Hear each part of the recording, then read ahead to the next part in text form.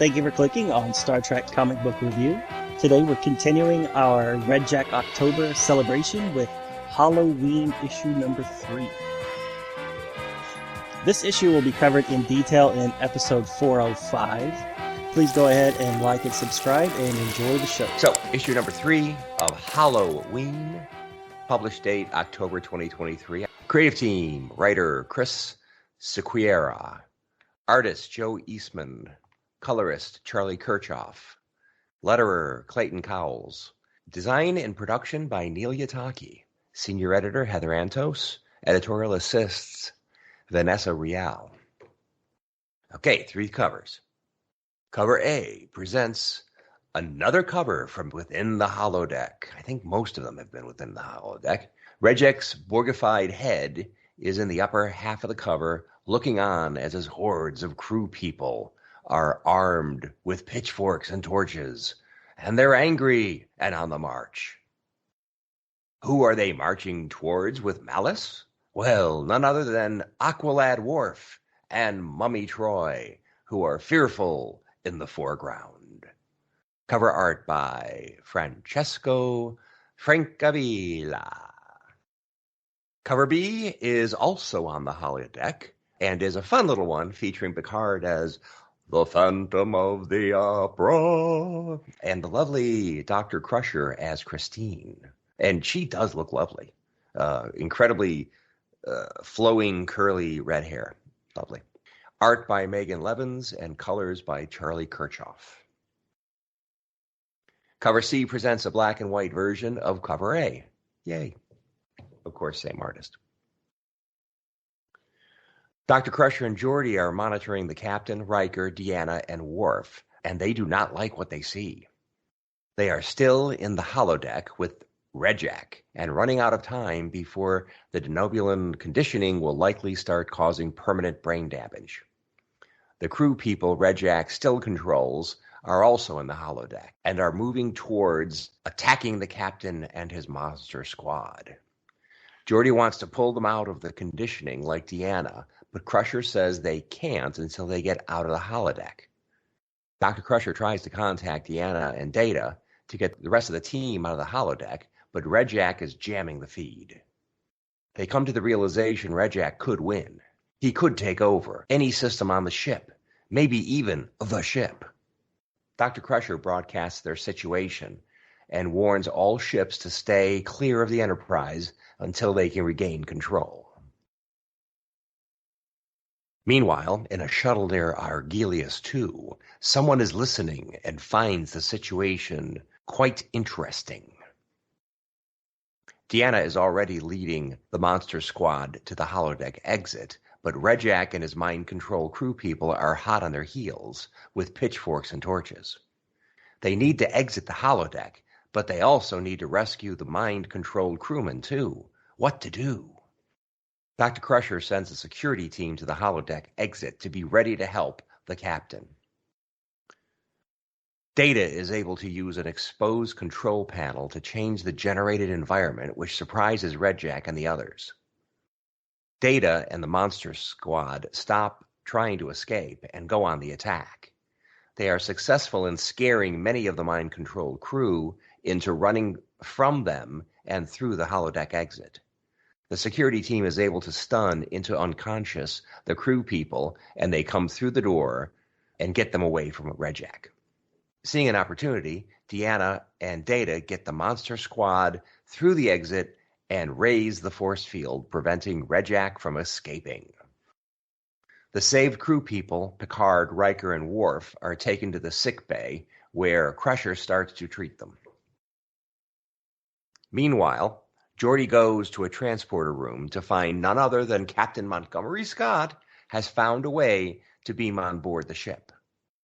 Given Scotty's past run-in with Redjac, he is there to help.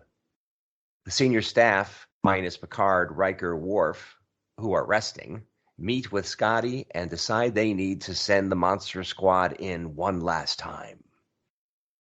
The countdown resets at 25 minutes, and they enter the holodeck to find Redjac changed the holodeck to a graveyard scene. Redjac engages them, throwing spikes at the monster squad. Ghostly versions of the crew arise from the ground in front of gravestones. A battle ensues, which keeps Redjac busy enough that Data is able to slip into the holodeck and attempt to release the last 7 crewmen. Deanna finally tells everyone to attack Redjac all at once. Good idea. They do so and open a can of whoop butt on the villain. As Redjac is on the ground moaning, Deanna thinks they won the fight and brings the others out of the mind conditioning. They are all back to themselves mentally, but then Redjac stops playing dead and plays his ace in the hole. Data has found the last 7 crew people and was preparing them to leave the dungeon when they disappeared. Apparently, Redjac has reasserted his mind control. Back in the cemetery, Redjac stands renewed and confident next to his new and powerful ally. Riker takes one look and screams, "Armus, no!" Indeed, it's the Skin of Evil himself, the slayer of Tasha Yar, a kindred spirit to Redjac, in that he too feeds off the fear of humanoids. To be concluded. Bum bum. Ba-da-da-da. Yep. What do you think? Yeah, I'm just amazed how close everything is. So we have Enoch 7, which is where Redjac was. Yeah. We have Artemis 2, which is where Scotty just happened to be. And then now we have, what is it? Vega 2, which is where the Skin of Evil came from. They're all just Armus. right there where they can get beamed together.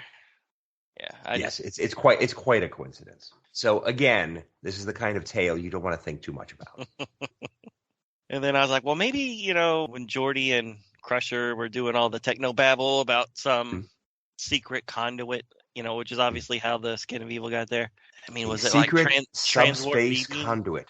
Yeah, is that next generation speak for transport beaming? I don't know, but it says that secret subspace conduit connected to a computer node on a planet in the sector.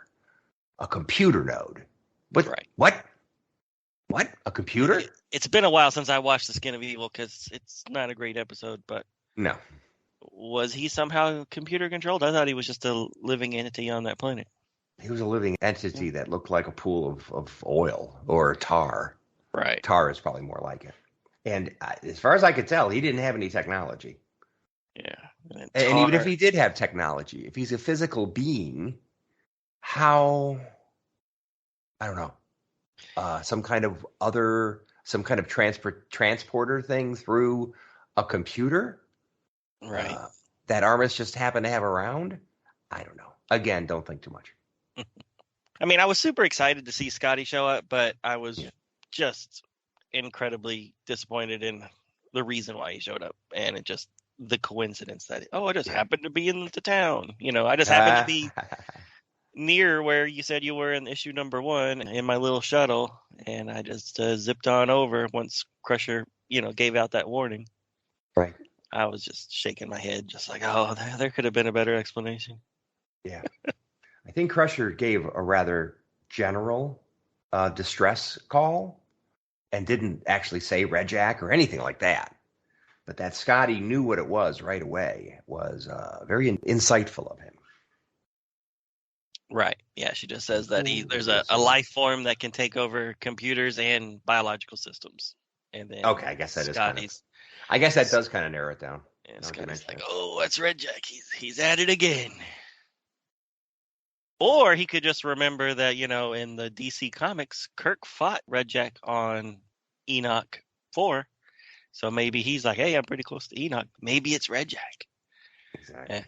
If those issues are continuity connected to this. Right. And then Scotty also said to Geordi about how after being controlled by Redjac, I've thought about it every day since or whatever. So it's not like he's in the back of the memory. Sure. I guess it's in the frontal lobes as far as Scotty's concerned. So there you go. Yeah. I just think this series is a nice catharsis for Scotty to get this past him. Right. And I think he's probably going to do more in the next issue. Well, yeah, we'll find out. Because he didn't do much in this one. Right. Exactly. It's nice to see Data back to, his head back on and in uniform. Right.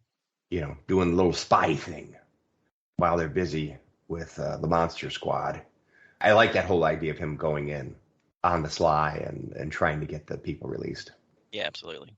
Now, did I miss something, or was there a reason why they can be brought out of their monster personas early now? And last issue, it would cause irreversible brain damage that even 24th century science couldn't fix. Donovan. It's what the story requires at any given time. I completely agree with you. Because they're not even halfway through their 25-minute limit, and then Deanna brings them all out of it, and I'm like, wow, aren't they gonna have brain damage? Yeah, and how is Deanna able to bring them out of it? I mean, when did she get that superpower? Yeah, I don't know. She just touches. I know she reads people, but I didn't know she could affect people. By just putting her hand on their head and saying, "Wake up, wake up." Mm-hmm. Anyway, whatever. Well, maybe that's her mummy power. Nah, but I thought she didn't have mummy power because, she went in normal mentally, right? Right. Well, she just has the weird voice, and I guess maybe the augments and the costumes. Maybe I'm just make the weird voices. Yeah. Who knows? But she went in normal, and actually, she came out normal at the end because she came out of it early. But her species' special brains were able to take it, right? And now everybody can take it. Yeah, I completely agree. Guess so. Yep. So we didn't mention it last issue, but at the very end of issue 2, Worf suddenly has a shirt on in the last couple of pages. And then so at the beginning of this, which takes place immediately after when they're all about to get pitchforked, he's again shirtless. So I really wonder why they drew Worf with a shirt on those last couple pages last issue. We didn't mention it, but if you go back and look, he's definitely wearing this black shirt, turtleneck. Long sleeve. Oh yeah. Yeah, I definitely saw that. And what sense does it make? Not a lot, but he isn't the focal point of what's going on. So, but still, why do that? I mean, was that like he was not the focal point, so it would be quicker just to draw him with a black shirt rather than all the body detail? The actor was cold, so they just put his shirt on. Oh wait, this is a drawing. Never mind. Oh yeah, exactly. It might have been a financial thing. Who knows? Or I'm expediency. Sure it's the same artist through the whole thing, so it's like, hello. He would be keeping track of what Worf is wearing or not wearing. Yeah, you would think so. You would think so. Okay, so now everything's teed up. We've got Armis, the TNG villain that feeds on fear and can incite fear. And then we've got Redjac, who obviously feeds on and can incite fear. And now we've got our 4 heroes. They're all back to their normal minds. So now they can feel fear quite easily. So they need to be brave. And now it's going to be the big, the big battle royale. The big finale. Yep. Yes. Now they set it totally up for the fight to start right away. And if the fight is going to take an entire issue, I would be surprised. So, we're going to see in a minute. So it's kind of funny that you really can't have a fight take the whole issue, although you can. I remember a Fantastic Four issue, one of the first ones I ever read, a Fantastic Four, and there was never a breather in the whole story. Every sentence ended in an exclamation mark, and they were always under threat. The whole issue. Right. I mean, look at those issues where Superman fought Doomsday to the death. I mean, that's just one fight that lasted issues and issues and issues. Oh, multiple issues. Oh boy. Yeah. Okay. They really stretch what they want out of that, eh? No, I will say that as far as that one goes, it was kind of cool because the further they got into the fight, the bigger the panels were. So that by the time you got to the finale, I mean, like each page was one panel. Mm-hmm. So it was just to show how big the fight was getting. It was actually It was actually well done. Cool. Speaking back to this issue, did you understand the Data changing the holodeck from Jack the Ripper style to A Christmas Carol? Yeah. A Christmas Carol? Was it A Christmas Carol? Did he say Christmas Carol? I thought he did. No, he said Lewis Carroll. Lewis Carroll. So, yeah. So what would that be, like Alice in Wonderland kind of thing? Then he wrote Lewis Carroll wrote Alice in Wonderland, right? I think so. Shows how smart. The whole point of him switching the environments was very like, why? I mean, why are you doing this? I mean, one of the things that got switched looked like more of a contemporary kind of scene. I think the last one was more of a contemporary scene, and then the other one was like lots of wood, redwood panels and things. Right. I don't know. I mean, that whole thing, I had to read it a couple times to get it truly straight, even what was going on. I thought when Data ran up to the panel, he was supposed to get the door open. Right. But they didn't show the door. But I figured, oh, the door must be closed. That's why Data's going for the panel. But then when, he started messing with the controls and changing the environment, it's like, hey, well, is the door open? And then finally it's like, oh, they must have wanted to save all the people with the pitchforks. Okay, so that's what was going on. But it took me a little while to figure it out. Yeah, I didn't like that part. Yeah, it was not clear what advantage it was giving them. Right. Another thing that's kind of weird on the same page where things are changing on the holodeck.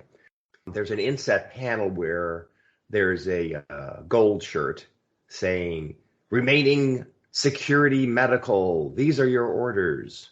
It's like, security medical? What?